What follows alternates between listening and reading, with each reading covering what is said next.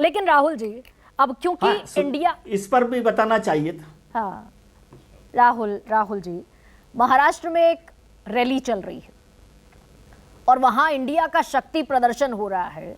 जाहिर है 2024 के मुद्दे भी उठेंगे, किन मुद्दों पर विपक्ष चुनाव लड़ेगा वो भी सारी चीजें तय होंगी। लेकिन महाराष्ट्र में, अब मैं इस टॉपिक को थोड़ा सा शिफ्ट कर जाती हूं पॉलिटिकल ताकत पर। ये महाराष्ट्र में सीट शेयरिंग का फॉर्मूला क्यों फंसा है अभी इंडिया गठबंधन के बीच? आप मुझसे पूछ रही हैं जी। तो मैं थोड़ा सा इलेक्टोरल बॉन्ड पे बात करूंगा, उसके बाद इस पे आ जाते हैं। देखिए, बात हो रही थी कि इलेक्टोरल बॉन्ड को लेकर विपक्ष क्यों नहीं उठा रहा है मुद्दा। क्या विपक्ष उठा सकता है ये मुद्दा? आपको एक अभी बड़ी चर्चा में है मीडिया में एक कंपनी फ्यूचर जो गेमिंग राइट, वो सबसे बड़ा चंदा उन्होंने दिया। आपको मैं ये बता दूं कि उनका जो डीएमके को टोटल जो चंदा मिला वो 656 करोड़ मिला। उसमें से 509 करोड़ उसी कंपनी ने दिया। तो क्या डीएमके इस मुद्दे को उठाएगा? ठीक है, अब मैं बाकी इंजीनियरिंग कंपनीज या बाकियों पे भी आ जाता हूँ तो भी आपको दिखाई देगा कि किस किस ने किस किस तरह से चंदा दिया है।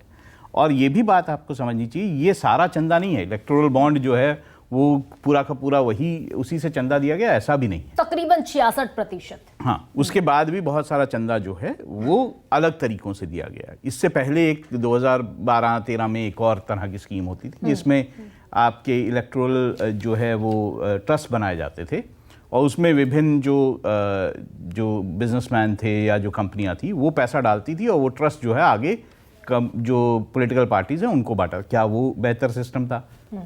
उसमें भी ये बातें होती थी कि ये जो ट्रस्ट है इनके ऊपर जो है अलग अलग लोगों का जो है इन्फ्लुएंस है, वो कंपनियां जानबूझ के उस तरह से मैनिपुलेट करती हैं। तो एक सिस्टम जो बना है इलेक्टोरल बॉन्ड का, उसमें क्या सुधार हो सकते हैं, ये बात तो हो सकती है, शायद कोई पार्टियां करें भी। लेकिन मुझे नहीं लगता कोई विपक्षी पार्टी, जिस तरह की जानकारी झन के आ रही है, कोई भी विपक्षी पार्टी इसको उठाएगी। और यही त्रासदी है, क्योंकि अगर आपने कहा अखिलेश यादव ने उठाया, अखिलेश यादव को कुल मिलाकर 14 करोड़ रुपए चंदा मिला इलेक्टोरल बॉन्ड से, इसलिए उठा रहे हैं। अगर कोई उठा सकता है तो शायद मेरे ख्याल से लेफ्ट पार्टीज उठा सकते हैं, लेफ्ट पार्टीज उठा सकती हैं। ममता बनर्जी नहीं उठाएंगी, बीएसपी उठा सकती है, बीएसपी को कुछ नहीं चंद्रशेखर मिला, राव नहीं उठाएंगे।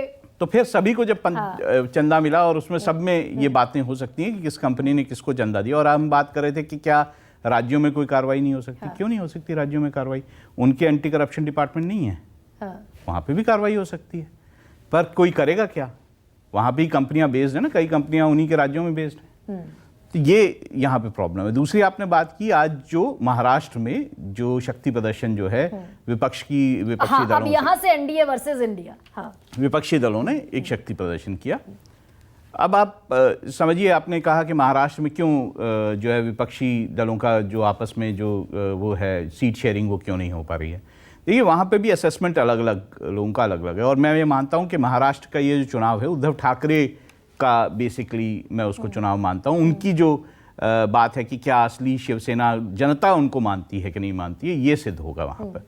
और उद्धव ठाकरे मुझे लगता है सबसे पावरफुल, अगर आप विपक्षी दलों में देखेंगे तो उद्धव ठाकरे सबसे पावरफुल नजर आते हैं। महाराष्ट्र में सबसे बड़ी पार्टी इंडिया गठबंधन की वही नजर आते हैं और लगभग 20-22 सीटें जो है वो चुनाव में लड़ेंगे। उनमें से कितना जीत पाएंगे इस पे तय होगा। अब कांग्रेस अगर अपनी ताकत को वहां पे ज्यादा कर सोच रही है और ज्यादा सीटें वहां पे लड़ना चाहती है और दूसरे अगर जो है पवार साहब ज्यादा लड़ना चाहते हैं, तो यही कारण होगा कि जिसके कारण नहीं हो पा रहा है। दूसरी तरफ ऐसा भी नहीं कि कोई बहुत एनडीए में महाराष्ट्र में बहुत कोई सब कुछ हंकी डोरी है। वहां पे भी बात है कि क्या एकनाथ शिंदे को कितनी सीटें जो है वो लड़ें या फिर अजीत पवार कितनी सीटें लड़ें, वो कितनी ताकत रखते हैं। बीजेपी को ये लगता है महाराष्ट्र में कि वो सबसे ज्यादा सीटें लड़ेगी तो उसको फायदा होगा।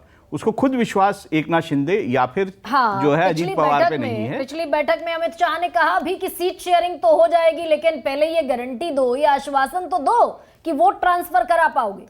तो ये एक पेच है, यही एक पेच है जिसके कारण वहां पर जो है उस तरह की सीट शेयरिंग नहीं हो पा रही। और हमें लगता है कि कुछ ना कुछ ये आपस में फैसला हो ही जाएगा इन सब चीजों। लेकिन राहुल जी, महाराष्ट्र में 48 सीटों का गणित जो है उसमें शिवसेना सबसे बड़ी पार्टी बीजेपी थी पिछले चुनाव में और सेकंड लार्जेस्ट पार्टी थी शिवसेना। 18 सीटें शिवसेना के पास है अभी मौजूदा स्थिति में।